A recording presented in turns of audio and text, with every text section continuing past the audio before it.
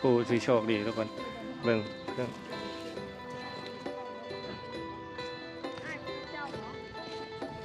บ่แม่นเด้อเข้ามาเที่ยวเด้อ ถ่ายให้ก็ได้นะ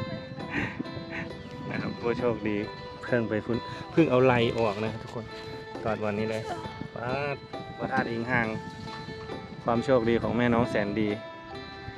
สาธุถูกหวยรางวัลที่1เด้อสาธุเจ็บไหมเจ็บมากโอเคเดี๋ยวเอาสิไปเอายามาทาเพื่อนกันทุกคนป่าคนอื่นผมเป็นอย่างเจ้าของมาเดี๋ยวมาอยู่นี่เหรอมันย่างอยู่นี่เหรอย่างในเกิบอ๋อเมื่อกี้นี่ผมดึงไล่ออกมาเจ้าอยู่ใส่ไล่ไปใช่แล้วปิวไปแล้วโชคดีแฮงพุทธะเพิ่งตัวนักบินมาได้เลยขุนย่างไปฮอดพุทธะฮอดพุทธะขุนย่างไปพุทธะป้าคนมาเป็นพันผมมีใครเจอเจ้าของกำลังซีออกไปได้หนึ่งเมื่อกี้นี่ผมกำลังซีย่างออกไปเลย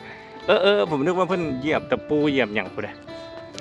พุ่นย่างไปฮอดพุทธะย่างไปอ๋อเหรอบ่แม่นมานั่งท่าตรวจคนอย่างเดียวอ่ะเพิ่งอันนี้เลยโคตรซะเอาโอเคทุกคนโชคดีหน้าพระธาตุเลยนะนี่หน้าองค์พระธาตุเลยนะนี่